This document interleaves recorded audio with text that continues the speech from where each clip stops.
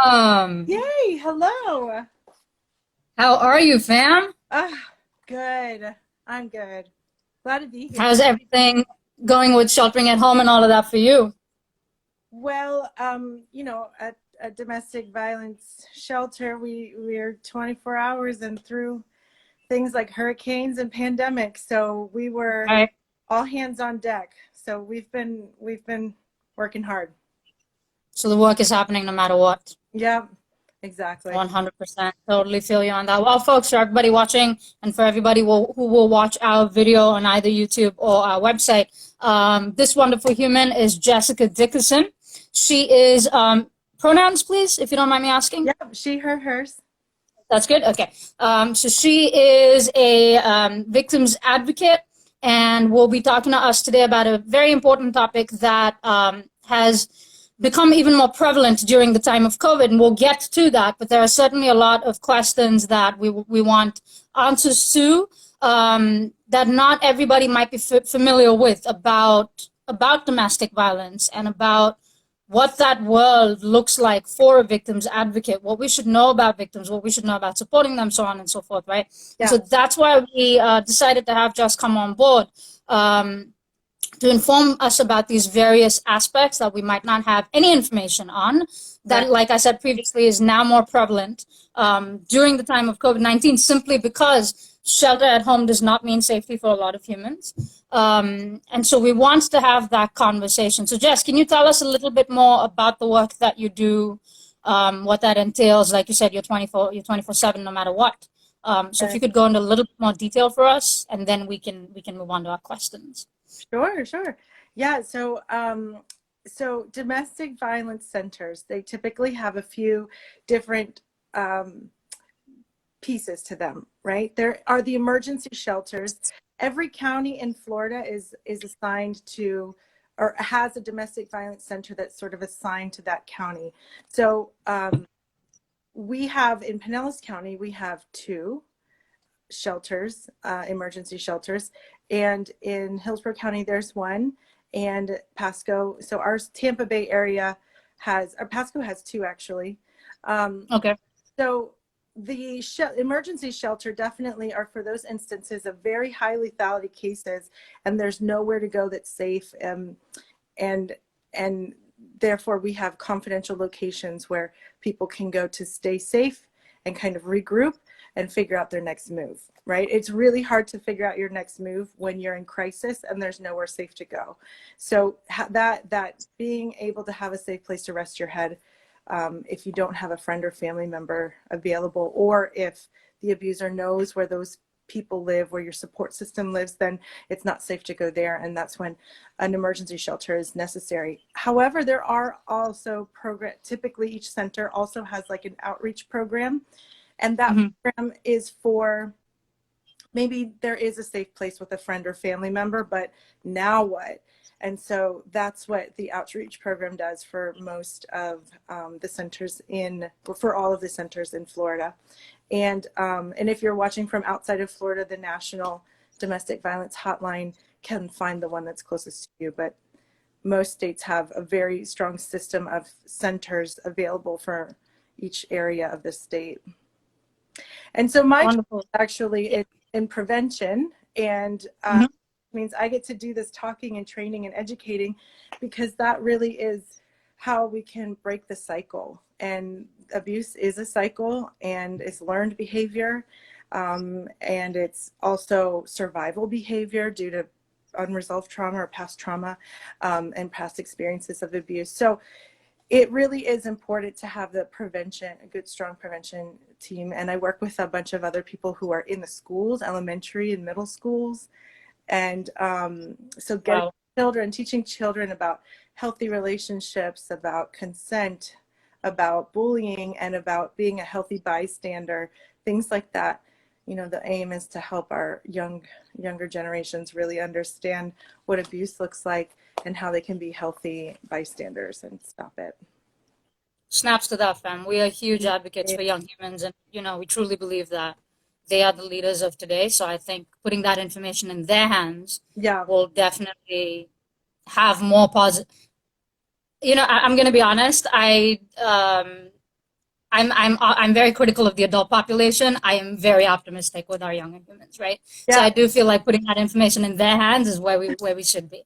So I'll be the first to admit that. I mean, like what you guys do with Anytown and how it's such a beautiful program to really help. I mean, that's what you're doing. It's the prevention. It's the teaching those healthy skills, healthy For sure. communicating skills, and healthy relationship skills, and compassion. It Absolutely. goes Absolutely. a long way. Mm-hmm. Right, right. So for all the humans who are watching and who will be watching, I just want to quickly, are talking about domestic violence. I am going to ask some foundational, fundamental questions that could bring up things for certain, for humans who may have had that experience before or who may have seen any of these experiences before that may not have realized it. So this is a trigger warning for everybody watching or who will be watching. So please do whatever you need to do for yourself in order to either have this conversation or break away from this conversation and come back to it. But at the end of it, I do hope that you find it valuable for yourself, right? So, Jessica, I do want to start foundationally, okay? So, I don't want to assume that everybody knows what we are talking about when we are talking about it. And so I want to start the conversation as basically as possible. Mm-hmm. What is domestic violence? Yeah. So domestic violence is, and I'm going to just read from you just a blip. It's all acts of physical, sexual, psychological, or economic violence committed to a family member or an intimate partner. So in short, it's power and control. And Okay. we can break down what power and control looks like as we continue to talk, but a lot of people misunderstand domestic violence as only physical abuse. Or only severe physical abuse. And sometimes there is no physical abuse and still a lot of abuse, a lot of violence. Mm. That economic, that emotional, mental, psychological abuse is important to look at. And we can break that down as we continue talking. But for the most part, it's that power and control. So any human being who takes the power and the control away from another human being that's abusive. And it comes up in various forms that are sort of, we see the patterns. There are typical things like intimidation, isolation, economic abuse. And I do want to break that down for you. Is this something that you think we should go into? Absolutely. Yes, let's just go into it because I'm going to ask you regardless. So. Yeah, no, I mean, because it is like we have this idea. It's hard to kind of conceptualize, like, what does that look like? So, isolation, like you might think, so it is sometimes, and someone standing in front of the door and saying, you can't leave, right? And I mean, legally, you can't do that. That's called false imprisonment. So, if that were the only thing your partner was doing at the time and you did not feel safe, you could call the police if you felt safe to call the police, and that's a whole nother conversation. But if you feel safe to call the police, you could call the police and have that person and report that the false imprisonment. So there doesn't have to be that physical element. However, most of the time with police reports, it does require physical element, stalking, or false imprisonment. But isolation in itself could be that standing in front of the door, or it could be somebody calling your phone and texting your phone all the time and asking where you are. So what happens is, you know that you're going to be checked up on, so you might not want to go and spend that time with your friends. Or if you are spending time with your friends and it's great, you might cut it short because you're worried, because you've already gotten 15 missed calls and you're wondering, well, when I get home, my partner's going to be mad. Or and it definitely causes that cycle of isolation. You might be less likely to go out with your friends after that. Your friends might be less likely to invite you out after that. Your partner may be intimidating your friends when they do come over, or make you feel guilty when you come home after spending some time with friends or family, right? So then you might be less likely to go out. So that's taking you away from your support system. And removing you from your support system is a way to maintain the control over your relationship and in your situation. So that's kind of one area. Intimidation, and again, and when talking about physical, it can something as as small as a poke or a shove, or walking through the park holding hands and your partner doesn't like the direction your eyes are looking, or the person you're looking at, or the attention that you might be calling with just existing, and a squeeze of the hand, that's a physical thing that isn't going to leave a mark or send you to the hospital, but is a violation of your physical autonomy, because it has a message of intimidation there, right? Squeezing your hand, and what is that really telling you? Like, keep walking, or look away, or I don't like what you're It's doing, like or a warning. a warning, or you're gonna hear Yeah. that later, right? So that Yeah. message of intimidation, that's not what a healthy relationship should be rooted in, right? That is not what that is a red flag, right?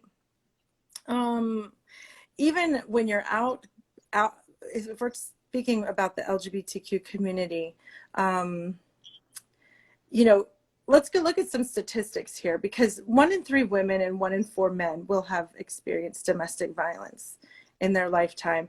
And honestly, it's hard to get solid statistics on the LGBTQ community across all sectors of social health. But we do know that like 50% of lesbian women and 3 out of 5 gay and bisexual men will experience domestic violence. And so we see that our LGBTQ population is really experiencing at a higher rate at times, equal or higher rate as our heterosexual um, community. And um, it just means that like no one's exempt. No one's exempt Right. from experiencing this: race, age, socioeconomic background, religion. And we do see that coming into our centers. However, the barriers that people might face. So housing, again, that might be an abuse tactic. Like, if you leave, where are you going to go? Right? So those Mm. don't have a safe place, a safe friend or family member to go to, don't have a safe place to work really hard and save up some money. That's an added barrier, right? So having access to housing, being allowed to have a job. So that's economic abuse, right? If I it's was gonna ask. Yeah. Okay. economic abuse, looks like, I mean, maybe somebody taking out credit cards in your name and ruining your credit, for sure. It can also be somebody just telling you how to spend your money, or giving you only an allowance, not allowing you to have a job, or showing up at your job and making you lose your job. Those are all forms of economic abuse. And so if getting or maintaining employment is hard, because again, I have more control. If I'm trying to control the relationship and control another person, I have more control if they don't have the coworkers that they have, if they aren't leaving and talking to people, if you go to work and you have signs of physical abuse, bruises or marks on your body, someone might find out. So it's a lot easier to control that, you know, having that person not work. So leaving, oftentimes access to a job or being able to have your own income is a barrier. So that makes leaving hard. And then of course when there's kids involved, so using children as another Hmm. tactic, just using the children as the pawns and the tools to keep people from leaving. You don't want to break up a family, and there's can be guilt, and the psychological and the emotional is there too, to guilt the parent into we're breaking up the family, they won't have their other parent, um, you know, or what, but at the same time, that's probably a whole other conversation, but the effects of witnessing abuse on children is pretty significant, and I think that leads into the cycle of abuse of the generations. But it's a hard thing for an individual to decide, do I stay and protect my children because I will be able to be here 100% of the time, or do I leave? Do I go through a legal battle? Do we get the courts involved? Do we go to 50-50 custody, because Florida is a 50-50 state, and working out anything other than that is difficult, but of course possible. And we have good legal connections in the Tampa Bay area to connect people with. But then you have maybe 50% custody, and is it safe to send my kids over for the other 50% of the time. So each individual has their own choices to make about what's safest for them and their family, as far as what do you do once you kind of realize that you might be in an abusive situation. So I would assume those are what you said about children. Those reasons are probably heavily why people either don't report or don't leave abusive relationships, right? Well, there's a lot that goes into not reporting, right? It depends on the individual's personal relationship with Right.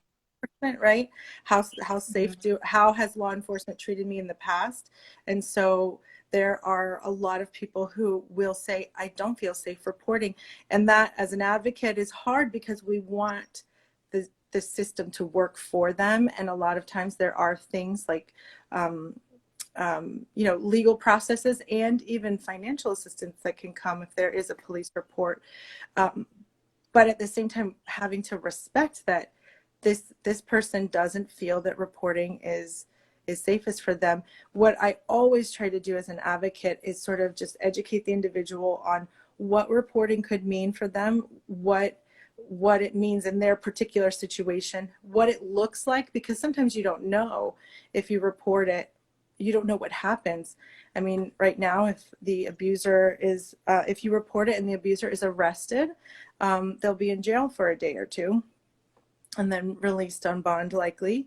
And then are they going to be angrier and more dangerous when they get out? Will they be able to find you? Those sorts of things are things that you have to, and a survivor is thinking about when they're deciding whether or not to report. So it becomes very individual. And as an advocate, it is really hard to sift through. We know how the system works, and so we have to take all of our knowledge of the system and kind of put it to, this is the person's situation. Here's what here are all their pieces, and ultimately it's empowering them with the information so that they can make the best decision for themselves. They're the experts of their experience. Right. They know their abusers best. They know their situation best. But there is also a lot of fear. So if we can just explain what all the resources are, that helps reduce some of that fear and anxiety. And then when you know you have options, then you might be more empowered to take a bold step like reporting it to the police, right? Or a bold step in filing for a divorce or moving somewhere safe. But when you don't, you get kind of backed into a corner when you're in the midst of the abuse. A lot of times it's really hard to know that there are options. And the abuser's job is typically to make you think, if you leave, like there's no world left to live. You don't have anything, you won't make it, no one will take you and no one will love you again. Like, these are the things that someone will say when you're trying to leave and it's not healthy. And Right. everyone deserves a partner that holds their health and safety and peace of mind at the highest. And even good, healthy people who just don't work well together can separate in healthy ways. It does leaving it, but some people think that leaving in a relationship is always an abusive nightmare because that's been their experience, and that's really hard to kind of reprogram, but that it really is possible through just understanding abuse. When you start to see your story, there's something called the wheel of power and control that, Mm-hmm. and I'm sure you're aware of it, but I'll hold it up. It looks like this, and it has all the experiences of, well, not all. I mean, it's not everything, but it's a it's a one page image of what abuse looks like. And it is what is the most eye-opening to survivors. And sometimes being that person who's sitting across the table from someone, and I'm going point by point and talking to them about intimidation, emotional abuse, using isolation, minimizing, denying, and blaming. Oh, it wasn't me, it was you. You started it. If you hadn't done this, I wouldn't have, whatever. using the children, using privilege, which again, there's male privilege. In biracial couples, there's the racial privilege. Using in LGBTQ couples, privilege of being able to pass, or being out or not being out, right? Masculine privilege. Yep, exactly. And even like with our undocumented, um, that is definitely a privilege that is Oh used wow. so commonly to keep people in fear and think that if they were to report something that they might be deported or something. And economic abuse, as we talked about, coercion and threats. This is all on the wheel. When we go one by one, and somebody who maybe walked into my office and wasn't even sure if they were experiencing abuse, but their sister told them to come, and we get to the end of this wheel and they see their whole life on one piece of paper, and then connect the pieces. Oh, so this equals abuse.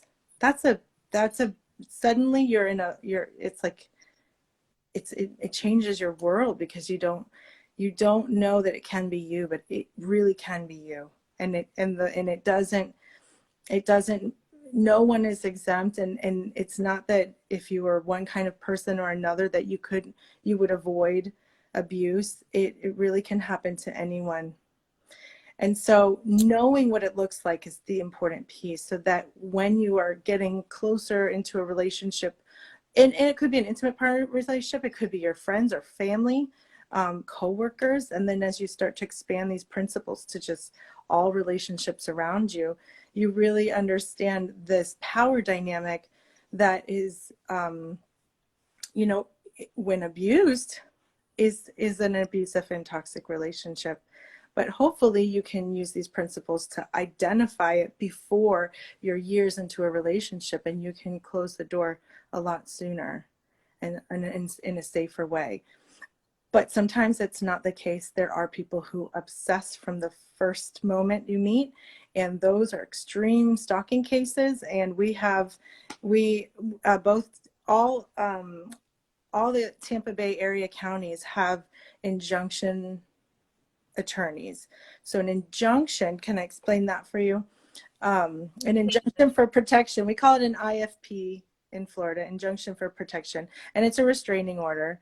And you can get a restraining order if someone is stalking you.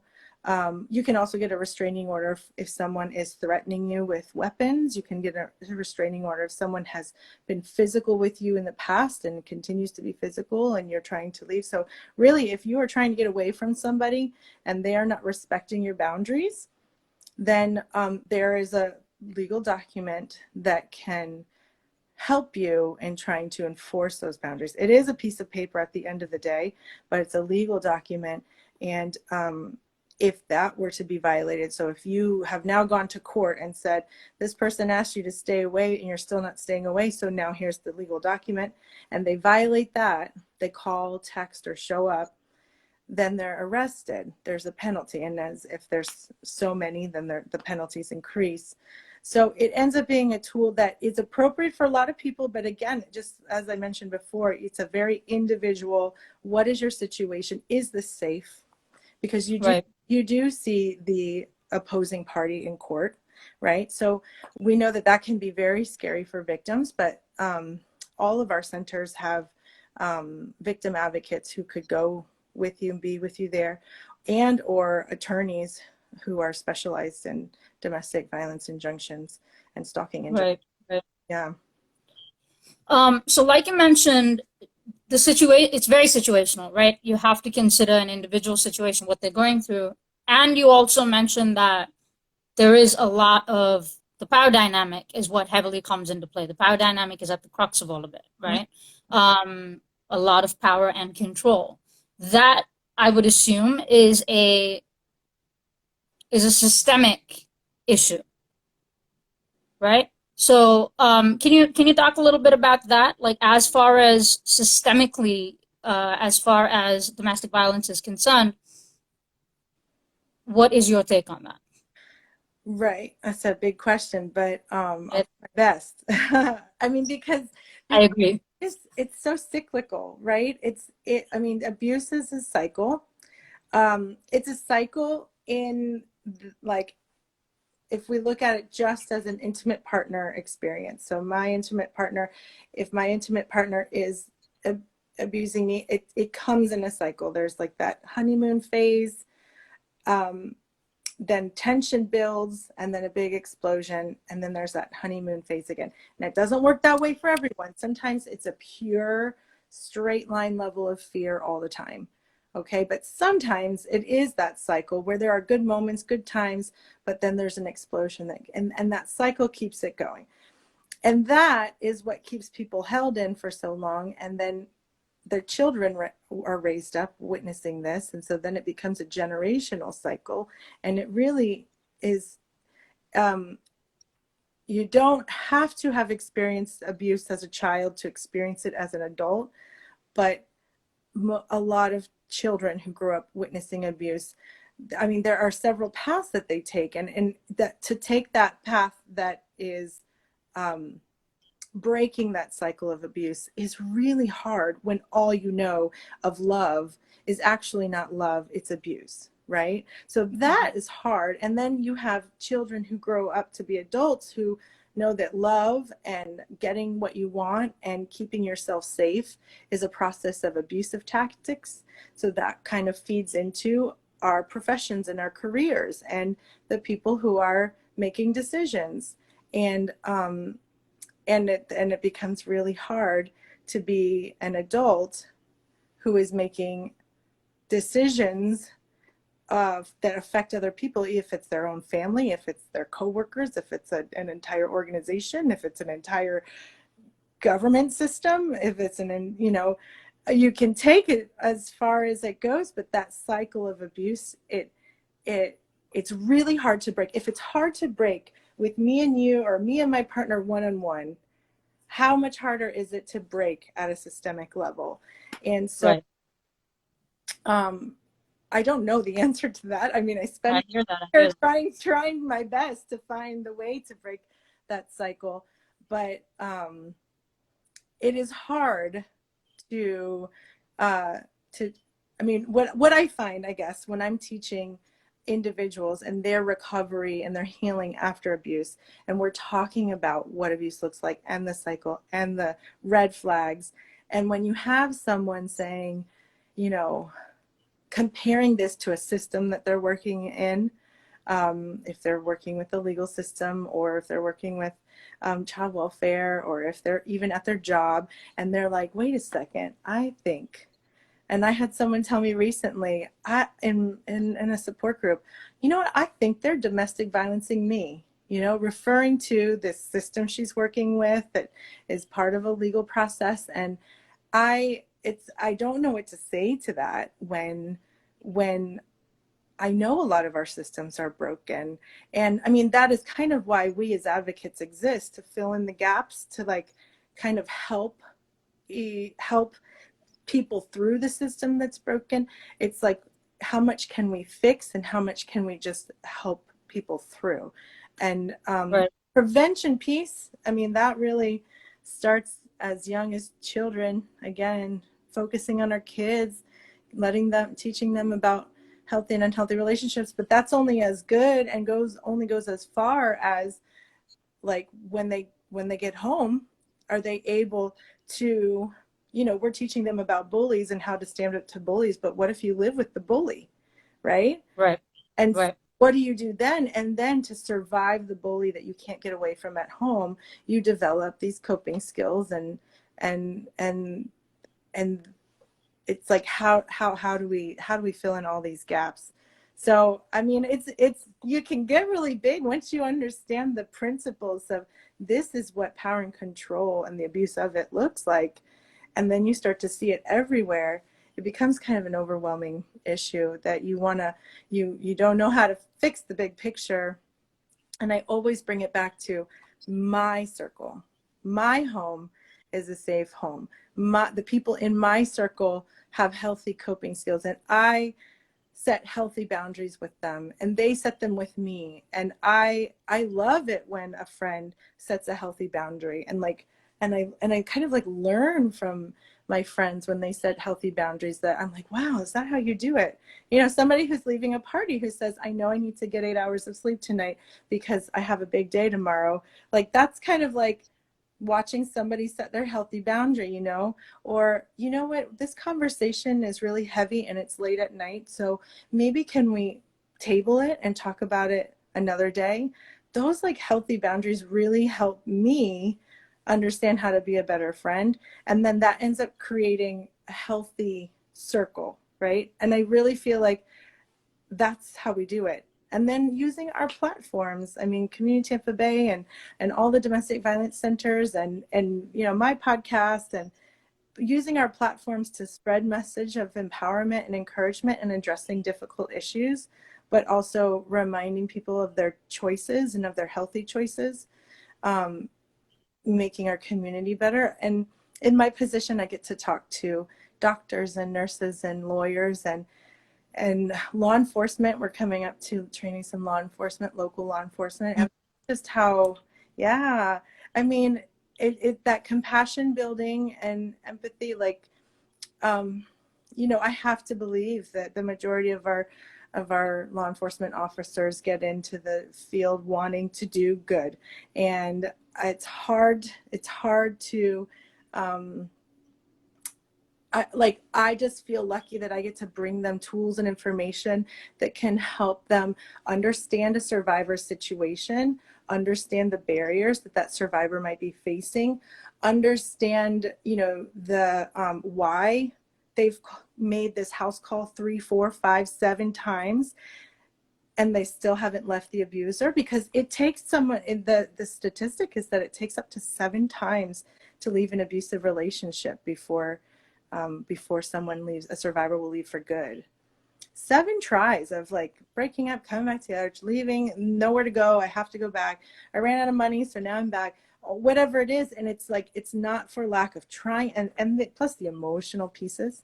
So that gets frustrating for our law enforcement officers, I know, to come back and just know that it's so dangerous. And I've been on a phone call, this will be a good lead into the COVID stuff, because I was on hotline for the first 2 months of COVID. I was taking all the calls during the peak hour.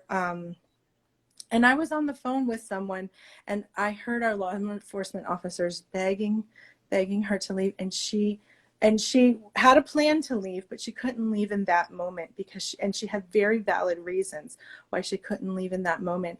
And I almost wished I could explain to them, like, she knows her situation, she knows her abuser, she knows what will happen if she leaves right now.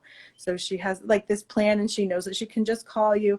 And you know, those are hard. It's hard for them, it's hard for me. I wanted her to leave right away too, and she knew. And luckily she did leave. She got into the shelter in the time that, you know, in the way that she had planned and expected, and empowered, hopefully, because she made that decision. She did it the way she knew was safest for her. But yeah, COVID was I mean, it has been a wild ride, but those first 2 months of COVID on hotline at a domestic violence center was intense. I was intense, I'll be honest. So Yeah. can we pivot? COVID, is that good? Yeah. Because that was a really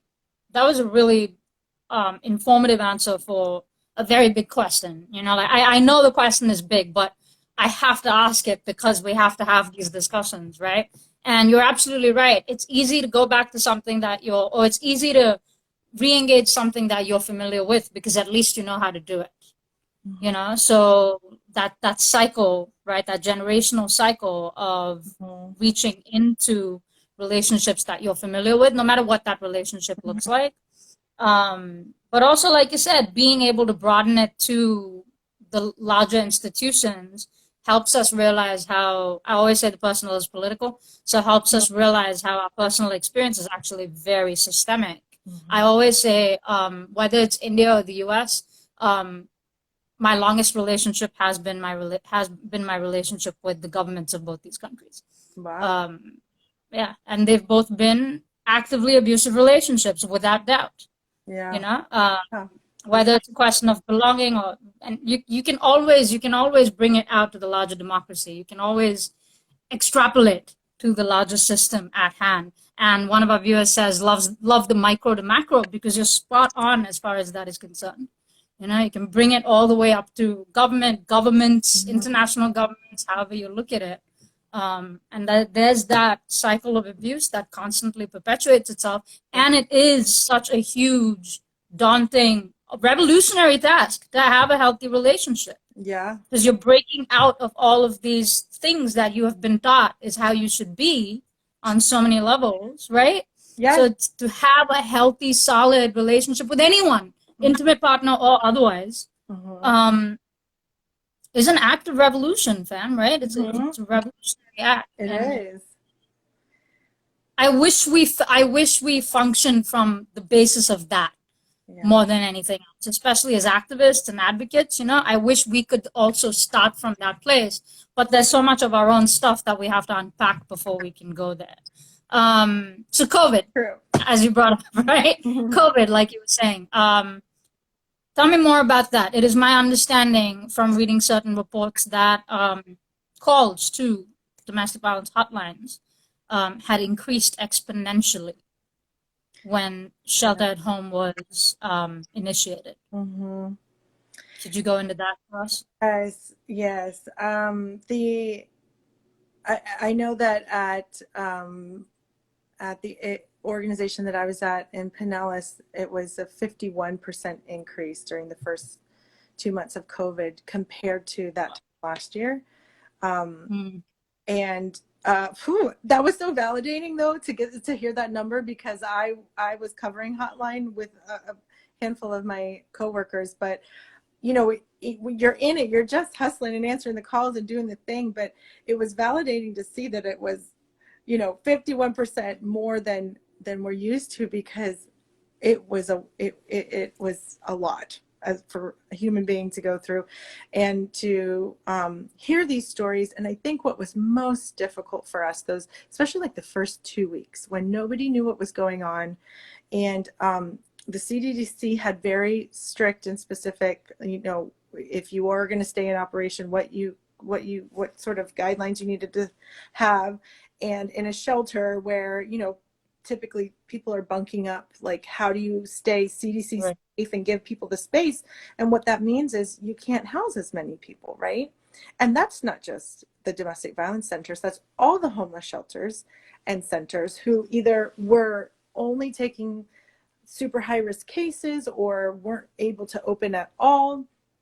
So what we see is people calling it, basically bouncing around, looking for the services that they need, right? They need the financial help, they need the housing, and all the agencies that are typically running and people are cycling through, everybody was sort of at a standstill. Everything was paused for a couple of weeks.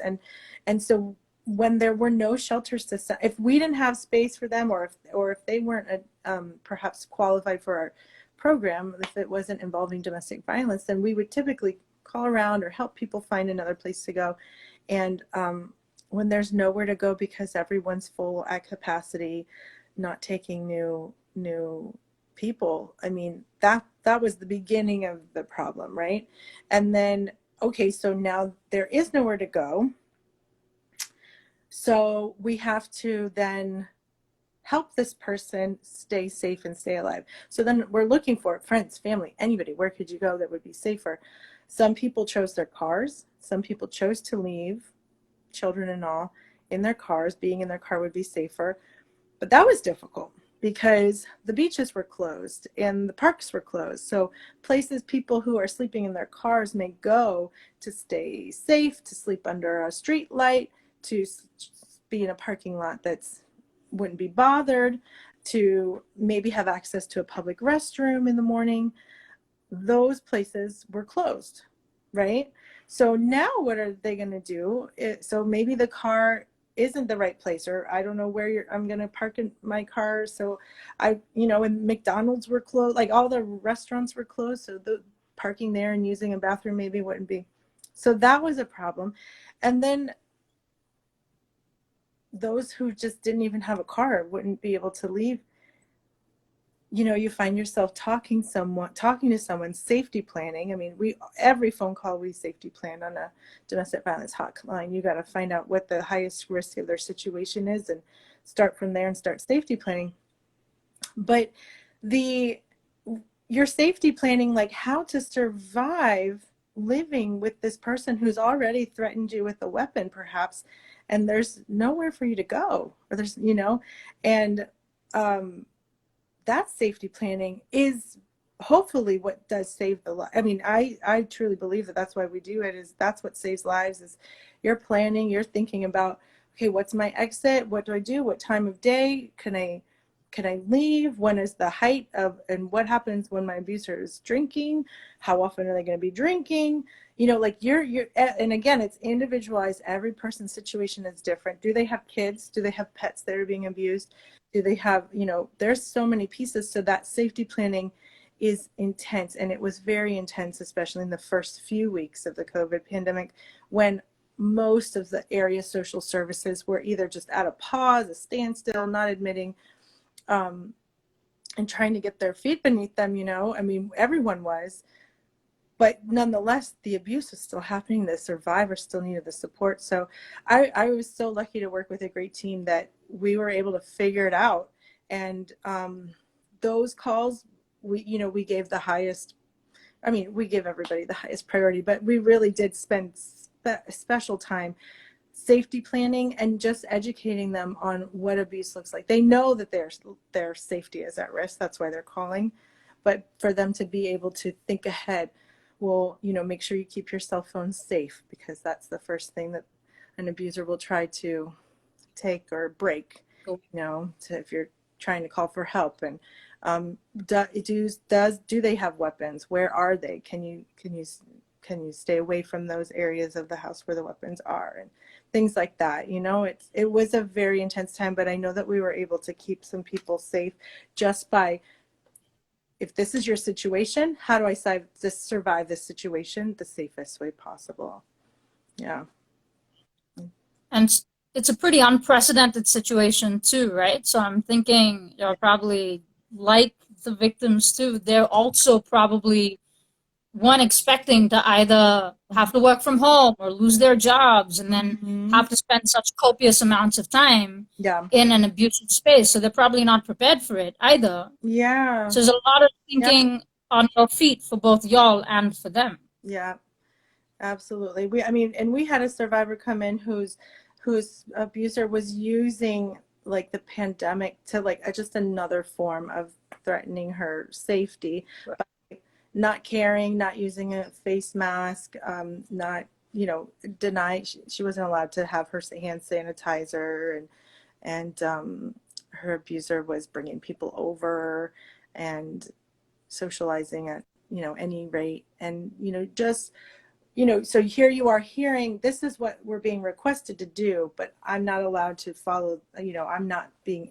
able to follow these health standards. So there's that fear of what their health safety, is, what's going to happen with that. Could they become exposed because my abusive partner is careless?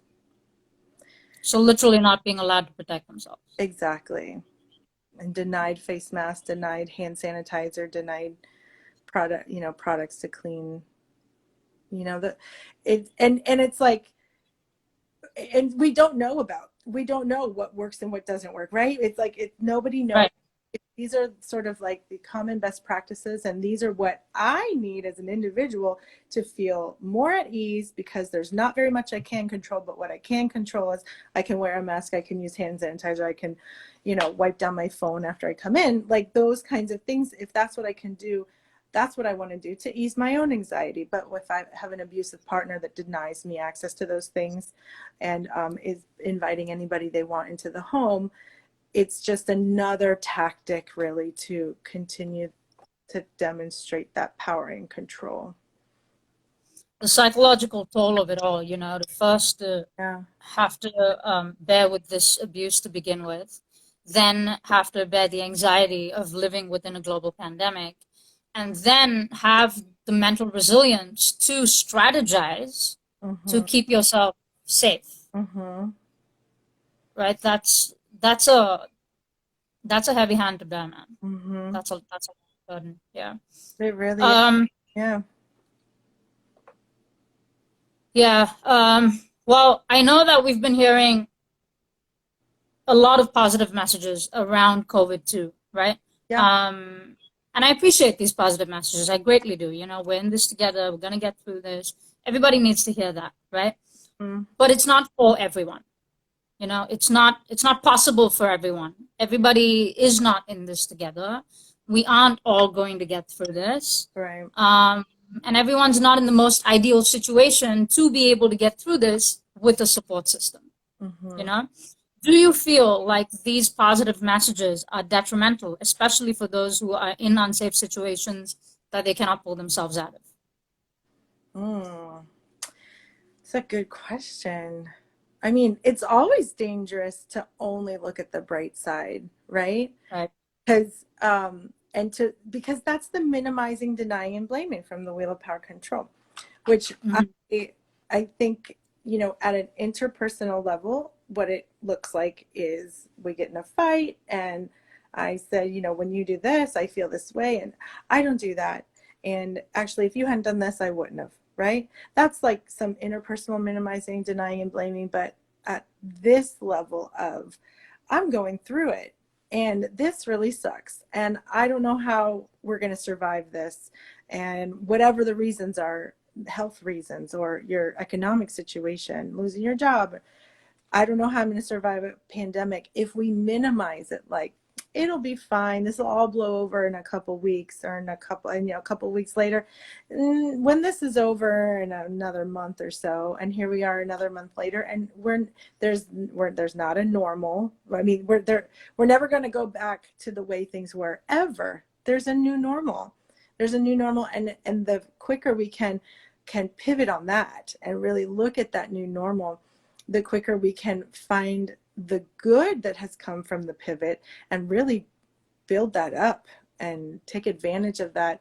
Um, and then those things that weren't working before, hopefully we can weed those out and use these new tools and these new ways of coping and communicating and getting messages out. So, I mean, there are definitely some very positive things that have come from our forced, actions of having to really pivot and figure out how do we give services when Right. everything's limited Mm-hmm. in our community. So that it is a danger to just only look at the bright side or just only focus on the good things and not really hold and give space to what is really problematic about this situation. And I feel like so grateful though that I heard, I mean, the secretary of the United Nations like spoke on domestic violence and made a really really a great speech and live communication about domestic violence and how he was urging um, all nations to put domestic violence and at the forefront of their contingency plans.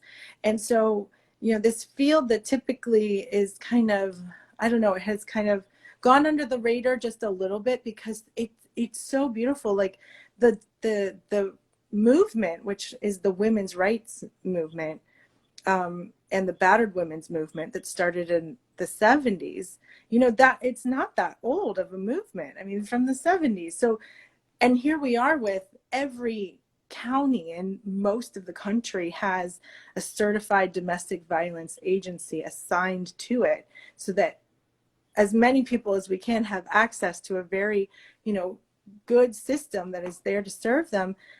That's incredible, but it also like it loses a little bit of like who we are, where we come from, why we're here in the first place. And so when Mm-hmm. something like this comes and rocks our boat and we don't know, like we forget like, okay, wait, I'm not just getting all the signatures, getting these in and making sure, like, kind of pushing people through the system because the system suddenly isn't working because we don't have access to all the Right. had access to. So how do I go back to in the 70s when there were little old ladies taking these women who were being abused by their partners and putting them up in their attics and finding them safe places. Like that grassroots system of advocacy and activism and humanity of finding what's wrong and what's hurting in our community, our close community, our neighbors, and making sure that they have some access to safety, resources, and sharing food and making sure your neighbor knows that you're there if you need them, and those kinds of things go so far. And we were able to come back to that a little bit. And the number, that's a good thing I wanted to mention, is the number of calls that I got when I was on hotline for those first 2 months of COVID from friends, family members, but mostly neighbors calling and saying, okay, I don't know what to do. I've been hearing this going on night after night upstairs, and there's a kid, and I don't know what to do, right? And so to have our advocate walk this neighbor through this, what do you hear? And how's it going? So if what you're hearing is this and this, if you're hearing physical abuse, you can call that in. And if there's a child involved, we are in Florida, we are mandated reporters.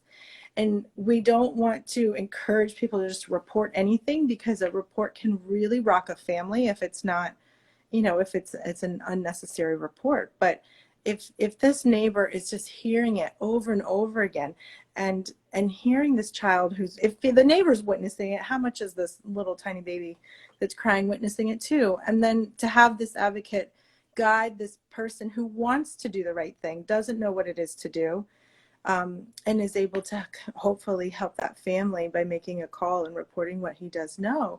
And we had quite a few. I mean, that was the one that stands out to me, but the neighbors, the dentists, the people who were still doing light operations and were seeing the abused individuals coming to them or watching them walk by their apartments and stuff.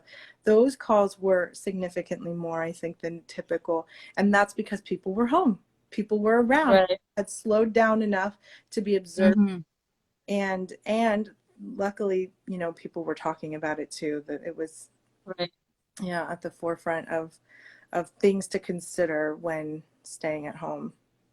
So that community-based observation, Mm-hmm. almost, right? Community-based, Yeah. I don't know, like communities looking out for the people in their community, Yeah. right? Just watching out for each other. Yeah, it's no longer this sort of far off, like, oh, that happens to other people. These are my people. These are Right. my family, my neighbors. Yeah. Right. Yeah. That is incredible. I hope, like you said, I hope the certain things that have worked, we do take that moving forward into moving forward into the new normal looks like. Mm-hmm. I certainly do hope that we take those pieces into it. Yeah. Couple of the things that I've gleaned from this conversation is that we have to introduce sustained healthy relationship building with our young humans from the get. We have to practice sustained healthy relationships and boundaries, which I'm a huge fan of. Anybody who knows me will tell you that. Yes. With all the people in our communities, but in every single relationship. We shouldn't have to wait for an intimate partner relationship in order to be able to have healthy relationships with the people around us, right? Susan saying the way neighbors used to be. Masa saying this is making me wants to be more aware of how the folks in my neighborhood are doing. Thank you. Right. So those are so many lessons that we can. Those are really two really big lessons we can take away from this conversation, because that's work. That's going to require a lot of work, right? This has been so informative. Thank you. So many are now concerned with only their own liberty, right? And so not just thinking about your own liberty/convenience, but thinking about what are these relationships that we have with each other and how does it impact each of us, right? So we have about 2 minutes left before Instagram is going to kick us off. So in those 2 minutes, I would like to ask you, are there any other words that you'd like to offer our community in terms of how we can support, other than doing the work on ourselves and in our relationships? Are there other ways, larger ways that we can support as a community? Yes, definitely look for, first of all, just know your local domestic violence center. So the Spring of Tampa Bay in Tampa. CASA is where I work, and that's in St. Pete. Then we have Clearwater has the Haven. RSC The Haven, and there's Sunrise of Pasco County. And there's also the Salvation Army in Pasco is also a certified domestic violence center. So that's kind of our immediate area. Of course, again, you could call the national hotline. If you are a concerned friend, family, neighbor, consider calling the hotline just to ask for guidance on what to do, because it is so specific that you want to make sure that you get a little bit of guidance towards what that person's specific situation is. Going online and finding resources to holding your own relationships up to these standards of, is this a healthy relationship? And I would say look for, in my podcast, The Dreamer's Outlet, we talk about all kinds of healthy relationships and how to analyze things in a healthy way, hold each other to the standard of healthy communication and breaking those systems of power and control. And you can look at CASA St. Pete, because I know that I'm doing a lot of trainings there that kind of help our community members and help teaching healthy relationships and what to look out for domestic violence. That's so awesome. That's fantastic. If you would be so kind as, if it's okay with you, to send me that circle. Yeah. That if you have that as a graphic, as a soft copy, oh, yeah. I will be happy to reference this conversation and post that on our Instagram, because I think this has been a really, really informative conversation for a lot of humans. Fam, if you want to reach Jessica, you can follow her at The Dreamer's Outlet, where she is consistently having these conversations about boundaries and about healthy relationships. So if that is a space that you would like to engage in, you most certainly should. We can all always learn something new about how to be healthier with in our relationship with ourselves and with the people around us. Jessica, thank you so much. This has been absolutely fantastic. Yeah, thank you so much. From me, from Community Tampa Bay, from everybody who's watching, because I know a lot of these questions are difficult to ask and therefore difficult to get answers to. So I'm really happy that you could help walk us through all of this. Yes. And so this conversation will also be available on our YouTube. So I'll share the link with you, and at any given point in time, if you would like to share with your folks as well, that would be fantastic. All right. Love it. Thank you so much. Well, thank you so much, ma'am. Really appreciate you. Have a wonderful evening. Thank you so much. Bye-bye. You're welcome. Bye-bye. All right, folks. Thank you so much for joining us. If you have watched Creating Space, if you watch this Creating Space either on our YouTube or on Instagram Live, please go ahead and fill in the survey that follows. Thank you, everybody, for joining us this afternoon. Hope you all have a wonderful Thursday.